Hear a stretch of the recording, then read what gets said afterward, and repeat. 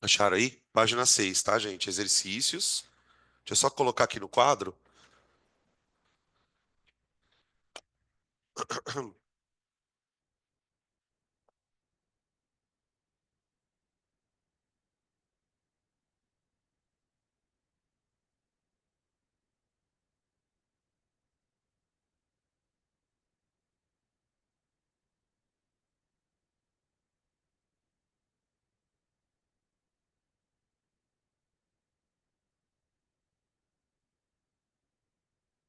Prontinho,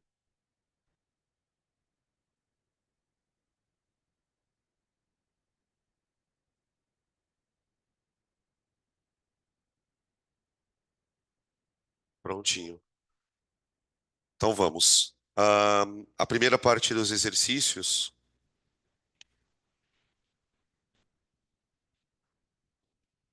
começa na página 6. Questão número um, gente. Ele dá uma tabela na questão número um, com algumas temperaturas de fusão e temperaturas de ebulição do cloro, do bromo, do cloreto de bromo e do brometo de sódio.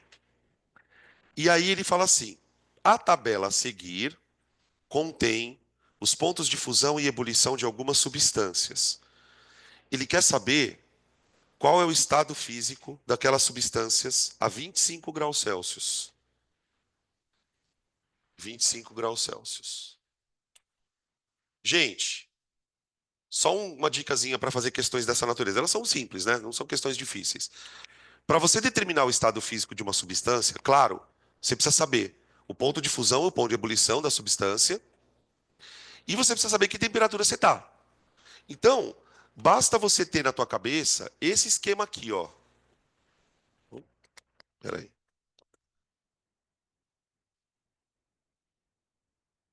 Olha só. É isso aqui e não tem erro, ó.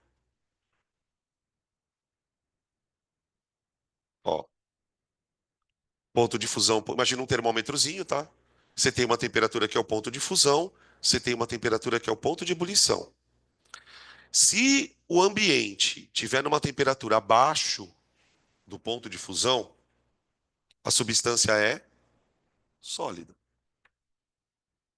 Se a temperatura do ambiente estiver entre a fusão e a ebulição, líquido. E se a temperatura do ambiente estiver acima do ponto de ebulição, a substância é gasosa. Pronto. Então vamos. Ahn, vai, procura aí, procura aí, procura aí. O cloro é gasoso. Vê se faz sentido isso para vocês. O cloro é gasoso. O bromo. O bromo. Ô, gente, pro bromo, aqui é -7 e aqui é quase 60 graus. Ó. Então, pro bromo, ele está no estado líquido. Líquido. Quem mais? O clorato de bromo. A temperatura é. A difusão é -66 e a de ebulição é 5. A 25 ele está em que estado? Gasoso. Gasoso. Gasoso. E o último, que é o brometo de sódio, a fusão dele é 381. Fusão. Fusão. Ele nem pôs ebulição. Deve ser tão alto que ele nem pôs. Então a substância está sólida. Sólido. Tá aí. Então ficou sólido. É a A, né? É A? B? Sólido. Ah, é verdade.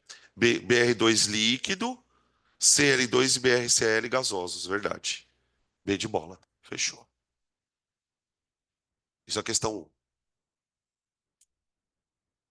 2. Qual dos seguintes procedimentos é mais indicado quando se quer distinguir entre uma porção de água destilada e uma solução de água açucarada. Só que eu não posso experimentar. Basicamente é isso.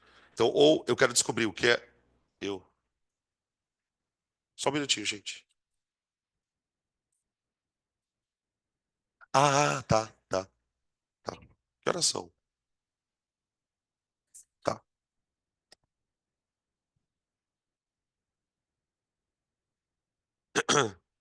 Aí tem as opções: filtrar, determinar a densidade, medir a condutividade elétrica, usar papel tornassol e decantar os líquidos.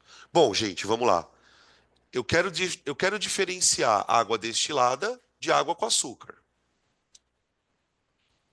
Água e água com açúcar. Eu vou ter que procurar alguma coisa que eles tenham de diferente. Basicamente é isso. Os dois são homogêneos. Eu preciso procurar alguma propriedade dessas coisas que seja diferente.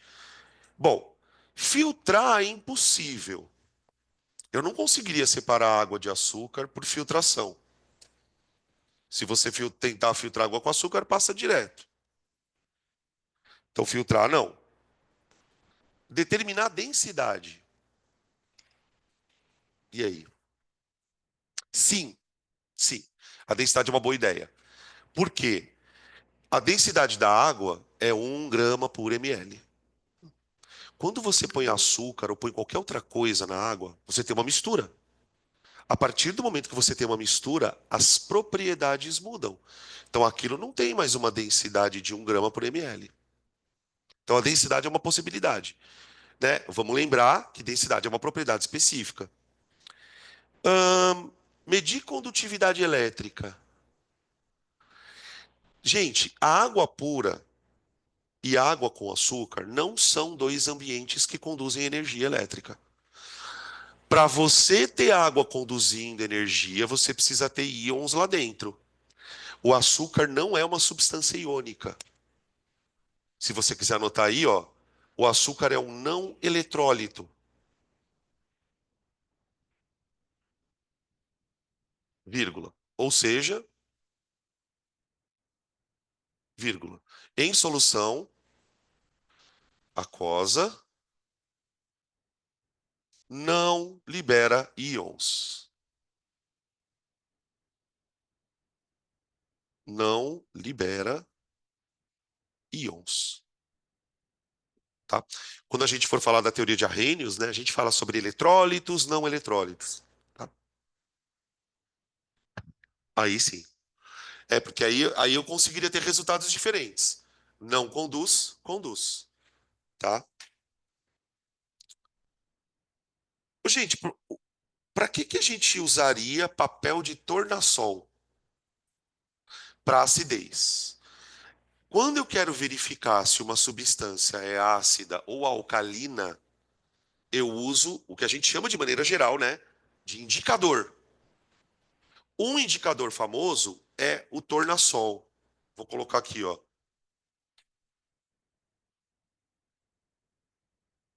Substância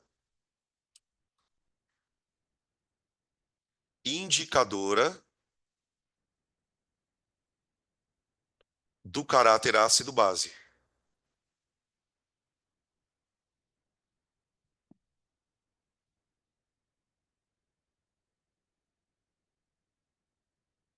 O caráter ácido-base.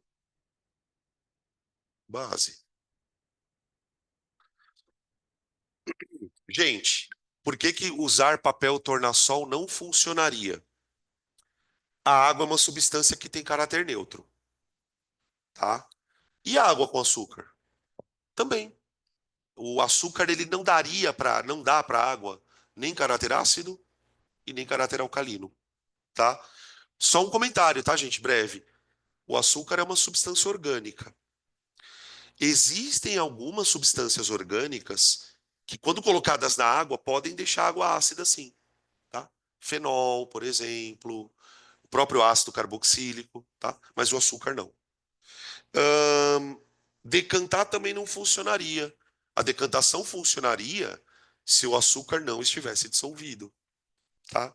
Então, a única propriedade que eu conseguiria diferenciar a água pura da água com açúcar é a densidade, tá?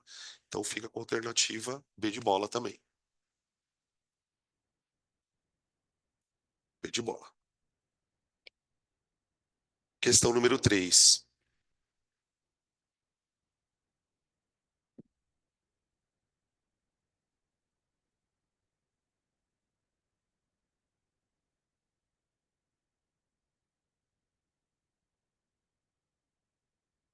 3.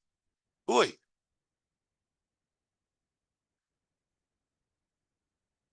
funcionaria. Mas por que você está perguntando isso?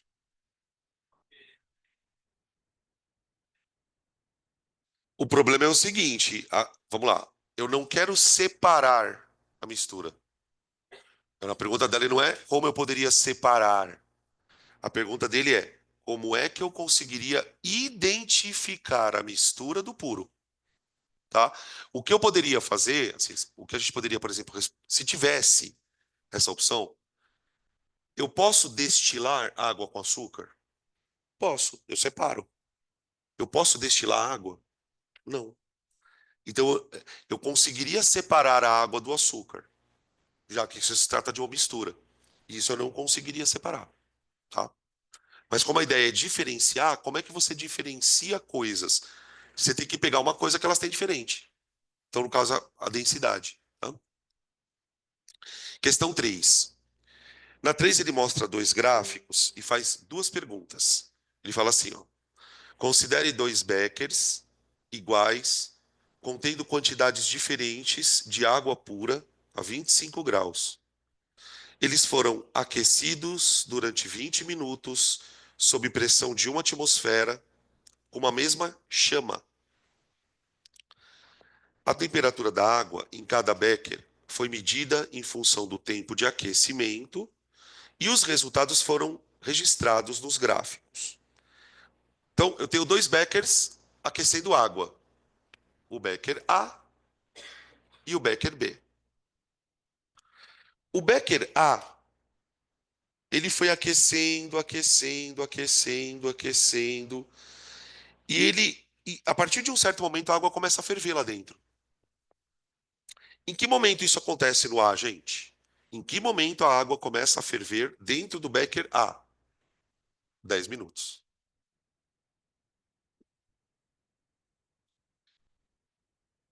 E no becker B, isso demorou um pouco mais. Ele demorou 15 minutos. Não esqueçam que em ambos os beckers eu tenho água.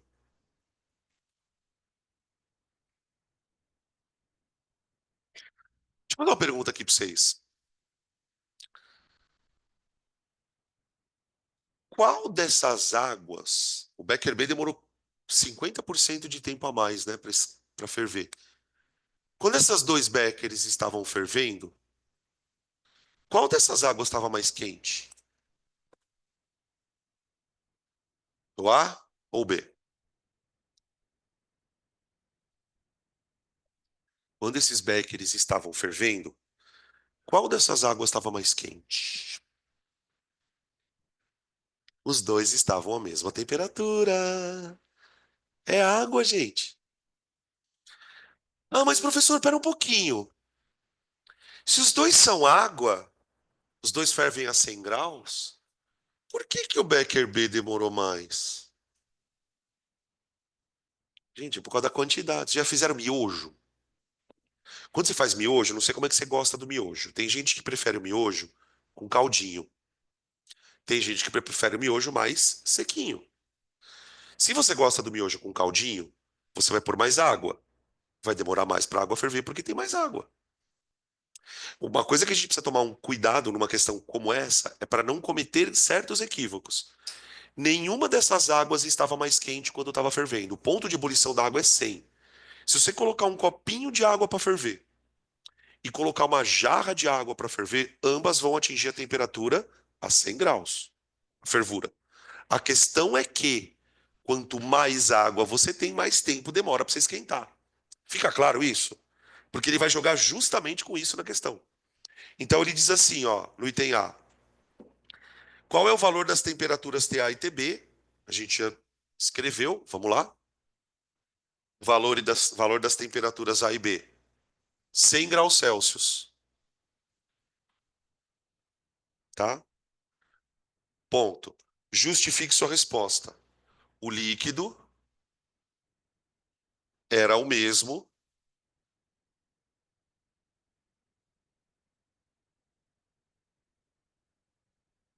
em ambos os beckers.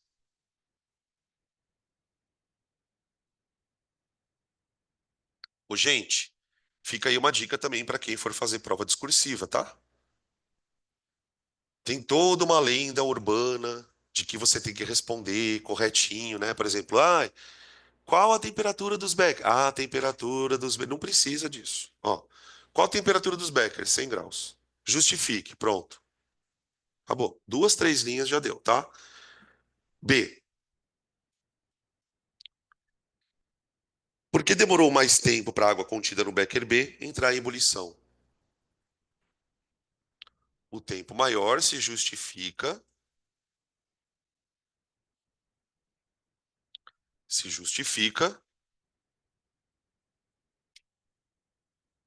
pela maior quantidade de água, pela maior quantidade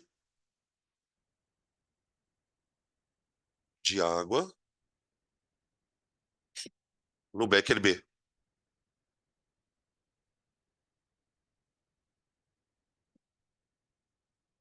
no becker B. Aí, ó. Beleza?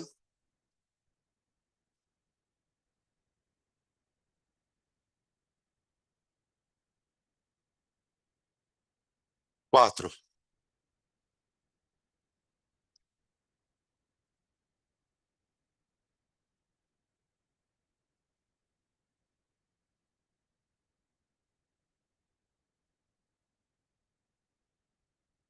Questão número 4.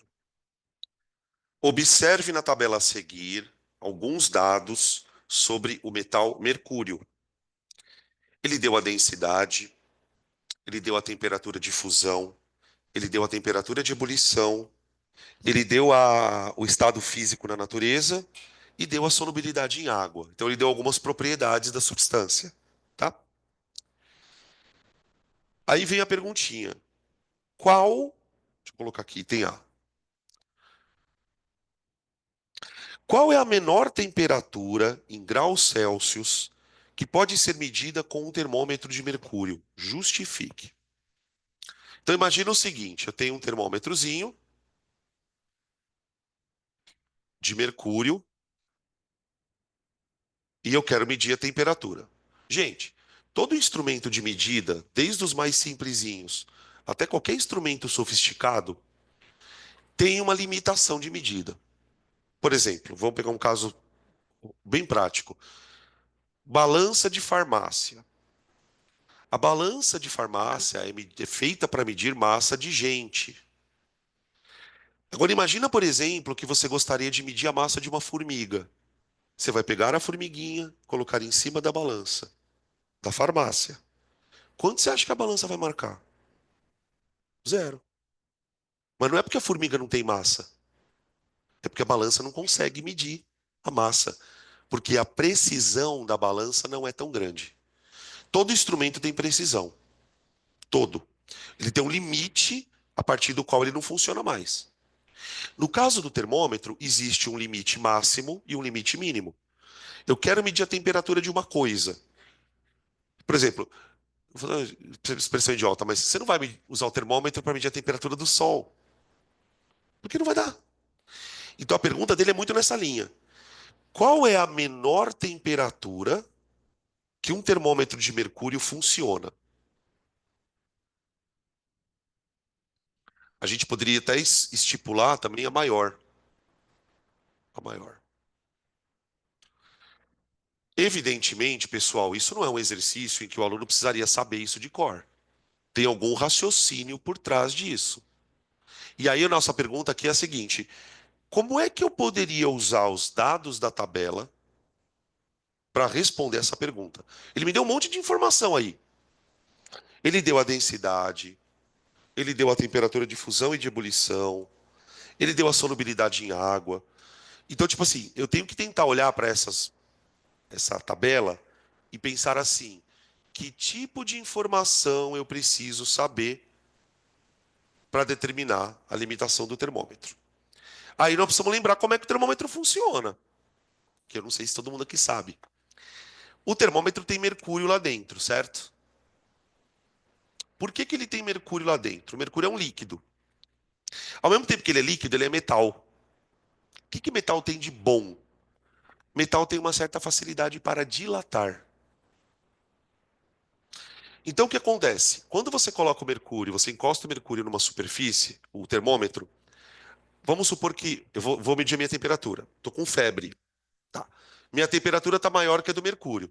A hora que eu encostar meu sovaco aqui no mercúrio, meu corpo começa a dar calor para o mercúrio. Na medida em que o corpo dá calor para o mercúrio dilata. Na medida em que o mercúrio dilata, ele sobe. E quanto mais quente ele tiver, mais ele sobe. E aí você observa aquela manchinha do mercúrio subindo, você fala, ah, é tantos graus. Ou seja, eu estou medindo a temperatura de um corpo pela dilatação que um outro corpo sofre. Quanto maior a dilatação do mercúrio, maior a variação de temperatura. Vocês lembram dessa fórmula lá da física, ó?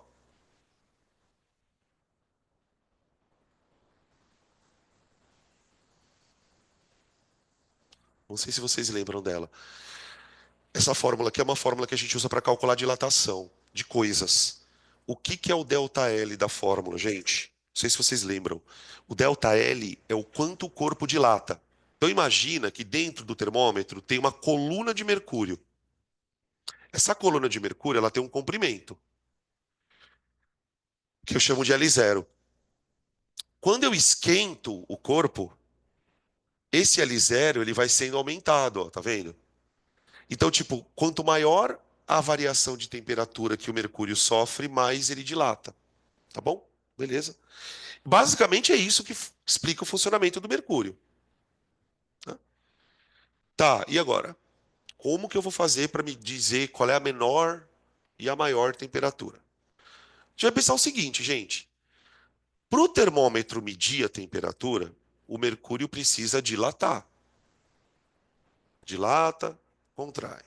Dilata, contrai. Só que para ele fazer isso, ele precisa estar no estado líquido. Se o mercúrio não estiver no estado líquido, não tem como essa coluninha subir e descer.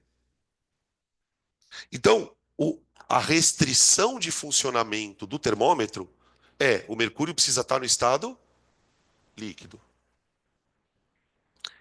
Se a temperatura for muito baixa, a ponto do próprio mercúrio congelar, aí não funciona mais o termômetro. Ou, né, no caso extremo para cima, se você esquentar demais o mercúrio lá dentro, acima do ponto de ebulição, o mercúrio evapora. E aí o termômetro estoura. E aí eu não consigo mais medir. Tá bom? Então a limitação é o mercúrio precisa estar no estado líquido. Ok? Então vamos lá. Qual a menor temperatura em graus Celsius que pode ser medida num termômetro de mercúrio? Menos 38,9. Menos, pois, abaixo desta temperatura,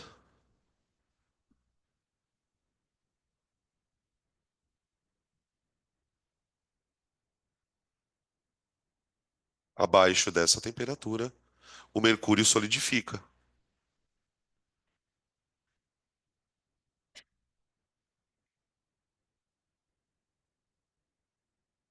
Quero bala também. Cadê cadê a bala? É bala? Não, chiclete não quero, obrigado. Tá bem? Aí no item B, ele faz uma outra perguntinha, lá na outra coluna, tá? B. Esse termômetro pode ser usado para medir o ponto de ebulição da água? sob a atmosfera sob pressão de 1 atm? Dá para medir a temperatura de ebulição da água, gente? Sim. Por quê? Porque sim. Não, fala sério, por que sim? Porque a temperatura de ebulição da água está abaixo da temperatura de ebulição do mercúrio. Então o termômetro aguenta medir essa temperatura alta, tá? Então vamos colocar aqui, ó. Pois o PE da água, ponto de ebulição, né? Pois o PE da água é inferior. Eu escreveria assim, ó. Pois o PE da água é inferior à máxima temperatura do mercúrio. Máxima temperatura de ebulição do mercúrio. Inferior à máxima temperatura de ebulição do mercúrio.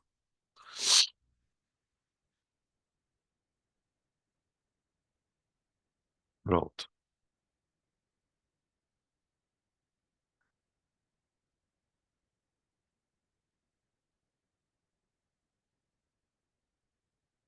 Hum, Próximo. C. Quando o mercúrio é adicionado à água, ambos à temperatura ambiente, ou seja, os dois líquidos, né?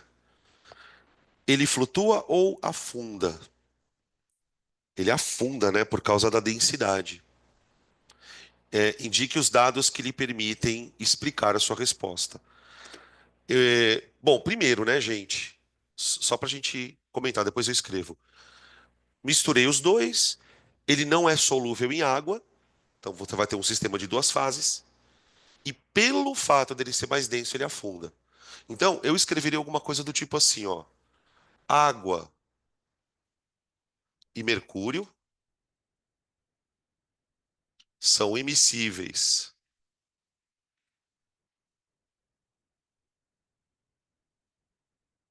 constituindo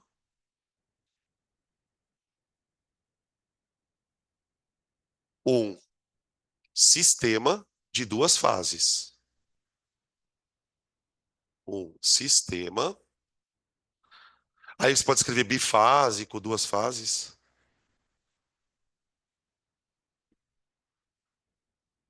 Ó, água e mercúrio são immiscíveis, constituindo um sistema bifásico com o mercúrio na parte inferior, com o mercúrio na parte inferior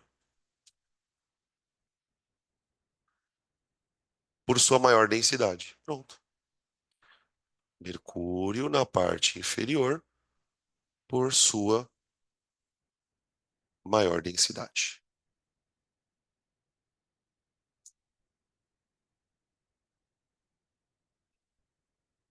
Aí.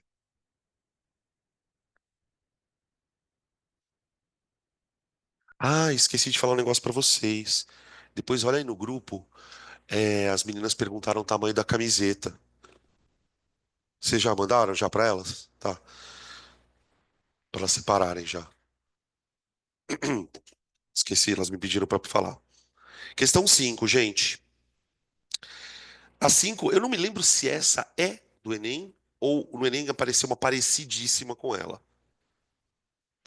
Vamos lá.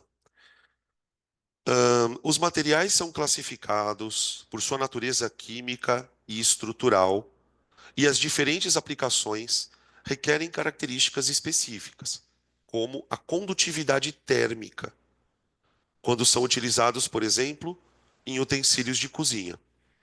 Assim, os alimentos são adicionados em recipientes que podem manter a temperatura após o preparo. Considere a tabela que apresenta a condutividade térmica de diferentes materiais utilizados na confecção de panelas.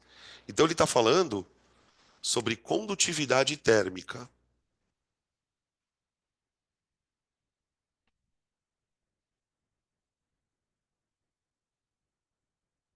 Provas como a do Enem, gente, nem sempre vão aparecer conceitos que a gente necessariamente possa dizer assim, ah, puta, eu vi na aula. A gente até fala sobre condutividade térmica na aula, a gente fala sobre materiais que são mais ou menos, mas a gente não explora muito esse conceito. Então ele deu aqui uma tabela com vários elementos, várias condutividades térmicas, e ele deu a unidade da condutividade térmica, que é uma unidade muito louca. Tá escrito assim, ó, cacau vezes hora a menos um, vezes metro a menos um, vezes grau Celsius a menos um.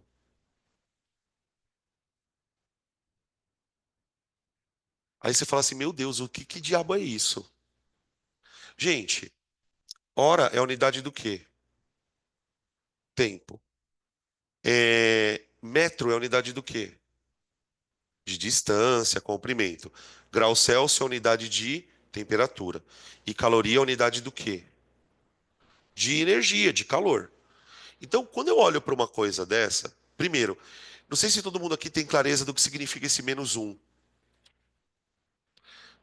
É quando ele está dividindo. Então, eu posso escrever assim, ó, cacau, opa, por metro, por hora, por grau Celsius. Então, assim, se eu tivesse que tentar definir o que diabo é condutividade térmica, eu diria assim: condutividade é passagem de alguma coisa, não é? É a quantidade de calor que passa por metro por hora para esquentar um grau. Seria alguma coisa desse tipo. É a quantidade de calor que atravessa um metro em uma hora para esquentar um grau. Por isso que a gente martela na cabecinha de vocês como é importante você entender a unidade. Porque quando você compreende a unidade, muitas vezes um conceito que você não lembra, ele se torna compreensível na hora da prova. Então, por exemplo, pela unidade, como é que eu poderia definir condutividade térmica? É uma quantidade de energia que passa em um metro, em uma hora, para esquentar um grau Celsius. Então, observando a ideia de condutividade, o que seria um material que conduz muito bem o calor? Ele vai ter uma condutividade térmica alta. Ele vai deixar passar muito calor. Ele é um bom condutor térmico. Por outro lado, um material que segura o calor é um material que vai deixar o calor passar devagar. O que seria um isolante térmico? É um material cujo calor não consegue atravessar tanto. O isopor, por exemplo, é um bom condutor. Um mau condutor térmico, tá? Então, é um conceito mais amplo. Bom, pergunta do cara é bem rápida. Qual dos materiais é recomendado para manter um alimento aquecido por maior quantidade de tempo? Se eu quero um material aquecido por mais tempo, eu quero um material que não deixe o calor escapar. Se eu quero um material que não deixa o calor escapar, eu quero uma condutividade térmica baixa. Baixa, tá bom? E aí eu vou escolher o que tiver a menor condutividade térmica, que é a cerâmica. Alternativa E. Ô, gente, só uma lembrança bem rápida, né? Porque isso aqui tem um conteúdo por trás. Existe uma fórmula na física para calcular a condutividade térmica, tá? Vou colocar ela aqui, ó.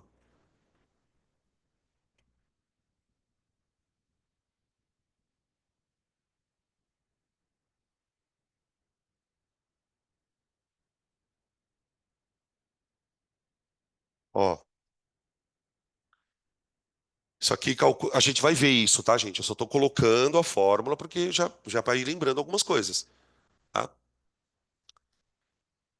Isso aqui, ó, é o símbolo φ, a letra grega φ, que a gente vai chamar na termologia, né, de fluxo de calor. Fluxo é o quanto de calor passa por um material. Esse fluxo de calor, gente, é igual a K vezes A vezes, aqui é um delta, perdão. Aqui é um delta. Delta sobre L.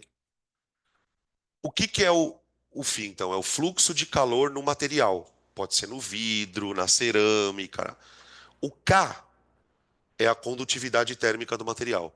Então, por exemplo, se eu fosse fazer uma conta para calcular o fluxo de calor na cerâmica, eu usaria aqui o K da cerâmica. O que que é esse A na fórmula? É a área do material. Por exemplo, imagina que essa minha apostila seja uma chapa de metal. Eu quero calcular o fluxo de calor por ela. Na fórmula, eu vou colocar aqui no a área do material. Quando o material tem a área maior ou área menor, isso interfere no quanto de calor escapa. Faz sentido, né? Delta teta. O que que é o delta teta? É a diferença de temperatura entre um lado e o outro do material. Quando você vai medir o fluxo de calor, pessoal, de um lugar para o outro, você precisa saber qual a temperatura de um lado, qual a temperatura do outro. Tá? Então aqui eu ponho a diferença de temperatura. E esse L pelo final aqui, ó, é a grossura do material, a espessura. Então, se o material é mais grosso ou mais fino, ele vai deixar o material, o calor passar mais rápido ou mais lentamente, né? Observa um detalhe: o fluxo ele é inversamente proporcional à espessura. O que que isso quer dizer? Materiais mais grossos deixam o calor passar mais devagar. Faz sentido? Materiais mais finos fazem o calor passar mais rápido. Perguntinha besta, né? De vestibular. Por que que quando tá frio eu uso cobertor e não lençol? Qual a diferença do cobertor pro lençol? Se alguém falar que o cobertor esquenta mais, eu arranco um olho. Só um. Por que que é errado falar que o cobertor esquenta mais? O cobertor não tá ligado na tomada, mas ele vai esquentar o caralho. O que ele faz é, pelo fato de ter uma espessura maior, ele diminui a perda de calor. Então você, quando você está com frio, você põe um cobertor, não para te esquentar mais, mas para diminuir a perda de calor. Isso é questão de vestibular, tá? Beleza? Ok. Agora eu queria pedir para vocês virarem para a página 10, para a página 10. Tem a segunda parte dos exercícios de propriedade da matéria. Segunda parte. Página 10.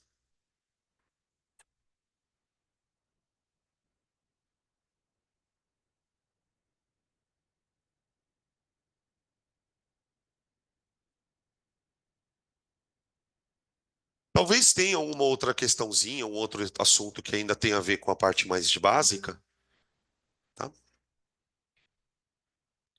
Aqui estão os exercícios de separação.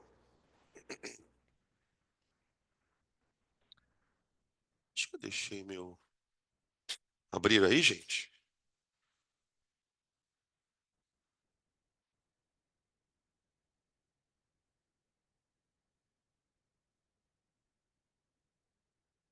Vamos lá. A gente começa a fazer eles hoje e o que faltar a gente faz na segunda que vem, tá bem? Que acho que não vai dar tempo de fazer todos. Questão número um, gente. Na questão um ele fala o seguinte, já na página 10, tá? Para o pessoal de casa aí também, página 10, tá? Ele fala assim: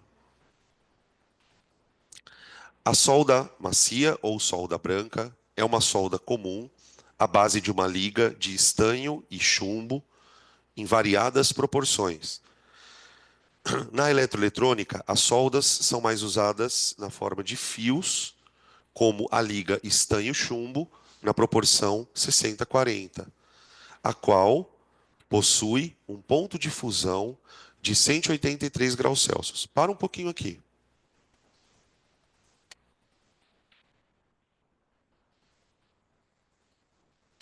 Ele fala em puta, linga é foda. Ele fala em liga, estanho chumbo, me confere para ver se é isso. 60-40 E ele fala que essa liga tem um ponto de fusão de 183 graus. Ô, gente, antes da gente continuar a ler a questão, eu queria parar para chamar a atenção de vocês para uma coisa. Não tem alguma coisa estranha nessas duas informações?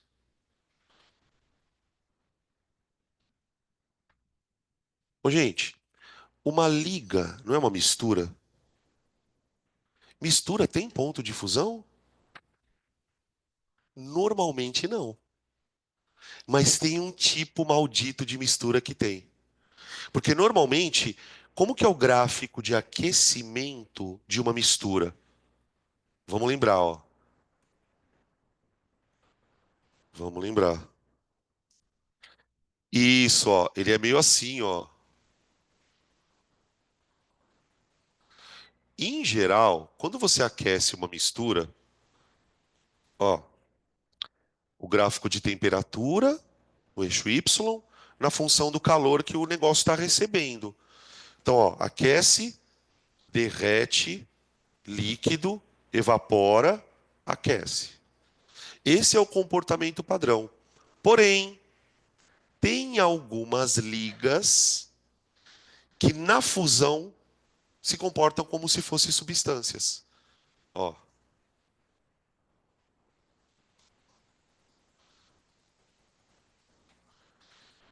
existem algumas misturas que são assim, ó,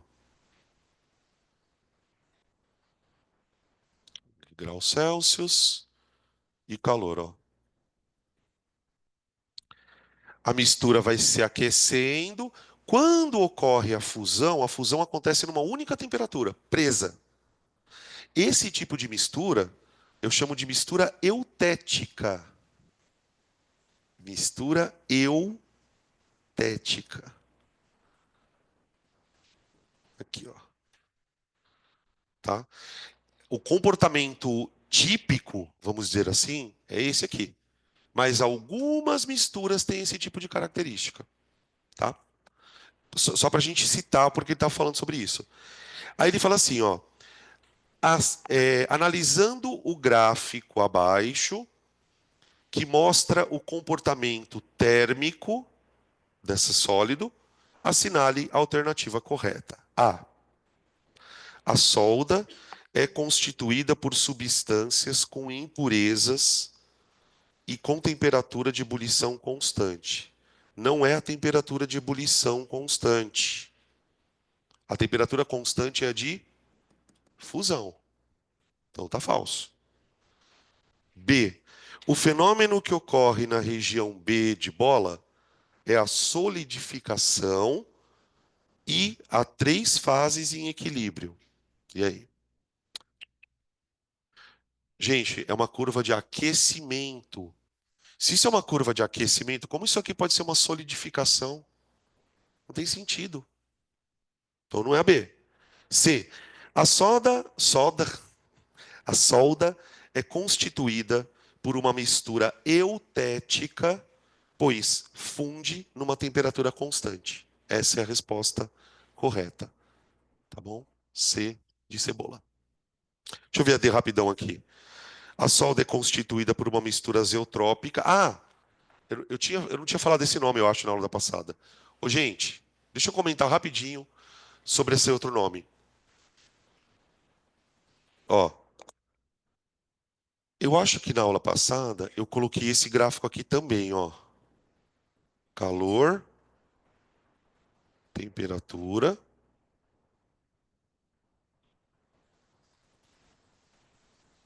Pronto. Ó,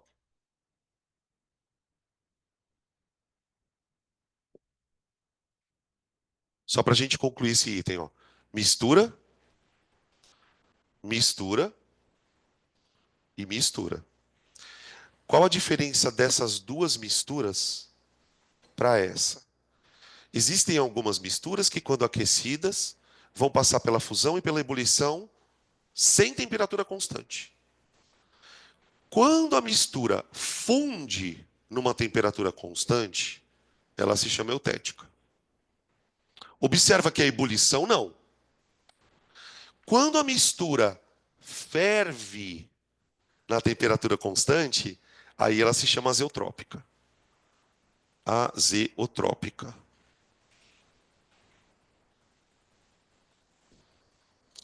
tá? Beleza? Por isso, então, que a D está falsa. E aí, na região D da curva, D é onde está ebulindo, né? Coexistem as fases líquida e gasosa. E a temperatura permanece constante. Metade da frase está certa. Quando ele fala assim, que coexistem o líquido e o gasoso, é verdade, porque o líquido está virando gás. Mas o que está errado no final, no finalzinho ali? A temperatura não é constante, tá? Por isso a alternativa E também está errada. Então a certa é C, de cebola, tá bom? Tudo bem, gente? Eu vou parar por aqui, que são quase 10 horas. Então a gente faz nosso intervalinho. Na segunda-feira que vem a gente termina esse capítulo e já segue no plano, tá? Beleza? Daqui a pouco eu chamo vocês aí. Gente, quem não assinou a lista, tá? Não esquece aqui, por favor. A lista tá aqui.